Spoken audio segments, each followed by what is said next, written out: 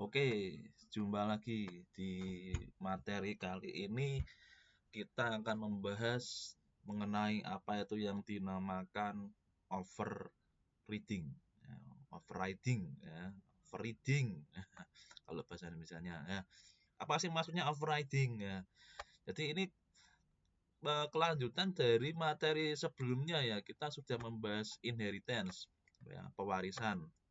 Ya, taunya pewarisan gimana? Dari kata kunci extend. Nah, yang belum melihat materi mengenai inheritance bisa dilihat dulu ya. Nah, supaya mendapat gambaran yang lebih komprehensif. Nah, sekarang overreading. Nah, jadi overreading ini apa sih? Nah, mungkin kita pernah dengar kata over. Nah, over itu apa? Berlebihan. Ya, overlap. Lab yang berlebih. Overdosis. Dosis yang terlalu banyak. Nah, overeating itu apa berarti ya? Red itu mengemudi berarti mengemudi yang terlalu banyak gitu ya. Enggak ya. Maksudnya gini. Jadi kita sudah mempunyai kelas kendaraan. Nah, dan kelas kendaraan itu mempunyai anak. Anak namanya motor. Nah, anak namanya motor. Kelas motor. Nah, jadi overriding ini contohnya gini. Kita mempunyai function mesin. Nah, kita mempunyai function mesin. Nah, ya, baik itu di kelas anak maupun kelas parent kita punya nih function mesin. Nah, namanya sama tapi kita bisa memanfaatkan ya, memanfaatkan kode function dari mesin punyanya parent. Kita bisa manfaatkan kemudian dimodifikasi menjadi function mesin sendiri di kelasnya anak.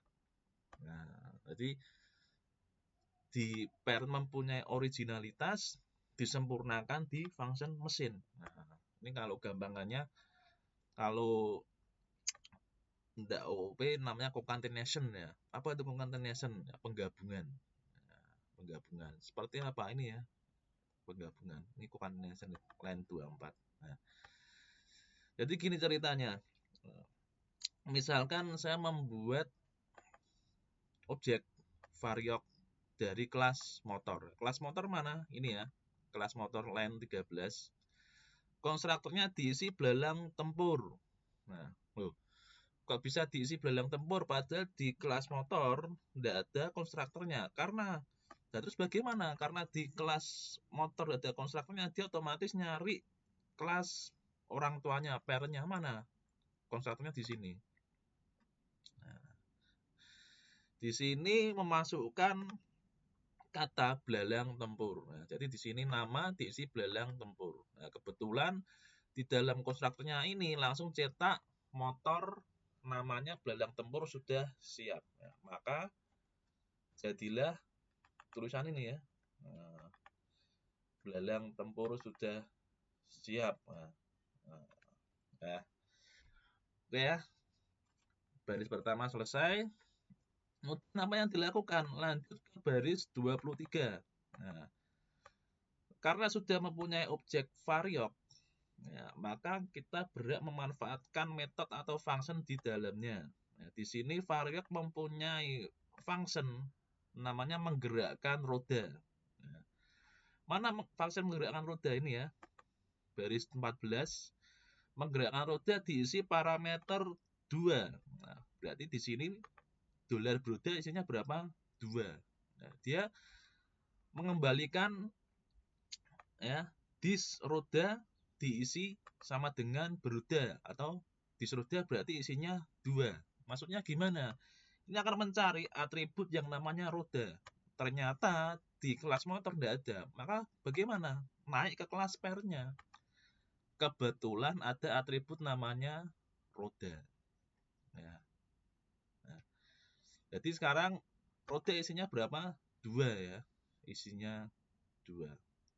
Nah, kemudian lanjut ke baris 24. Nah, jadi hanya mengisi nilai saja di roda, tidak melakukan apapun. Kemudian lanjut ke baris 24, Eko mempunyai roda berjumlah $variok roda. Maksudnya gimana? Cari di objek variok, ya variok kan dari kelas motor, nyari yang namanya atribut roda. Kebetulan enggak ada ya atribut roda. Karena enggak ada, dia nyari ke atasnya nih, parentnya. Nah, kebetulan tadi rodanya sudah diisi roda 2 ya. Belum di-endorse ya nih ya, roda 2. Maka jadilah nih mempunyai roda berjumlah 2. Mana ini? Ini. Mempunyai roda berjumlah 2. Oke, kemudian lanjut nih concatenation. Enter,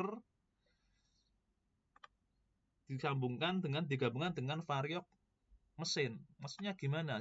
Cari objek variok dari kelas motor, cari metode mesin. Mesin yang dilakukan apa? Ini ya. Ada variabel namanya data child, nah, diisi apa? Nah, kalau overriding cirinya apa? Pakai ini ya, kata sakti, parent titik 2 kali. Ini artinya apa? Ini mau mencari dari kelas parentnya. Kelas parentnya mana? Kendaraan. Ya, kendaraan, cari metode mesin. Metode mesin mana? Ini. Kebetulan ketika metode mesin dijalankan, ya, dia menjalankan mengisi variabel data dengan mesin menyala, dikembalikan. Jadi ketika function mesin di parent ini dijalankan akan memberikan nilai mesin menyala. Ya, maka di sini hasilnya apa?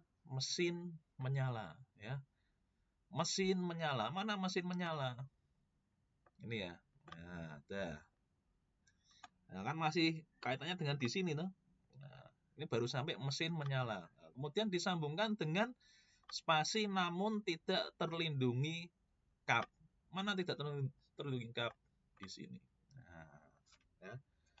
Atau biar lebih jelas saya tambahkan tidak terlindungi kap mesin ya. Nah, karena motor kan tidak ada kap mesinnya ya. Nah, ya. Jadi itu contoh dari overriding. Ya. Contoh dari overriding. Ya, saya simpulkan overriding itu gimana? Ya. Jadi kita memanfaatkan contohnya metode atau function di parent ya, kita bisa tambahkan data, tambahkan variabel atau yang lain sebagainya seperti di function mesin ini ya. Oke, kira-kira gitu mengenai overriding. Ya, kalau ada yang mau bertanya bisa tuliskan di kolom komentar dan jangan lupa untuk happy coding.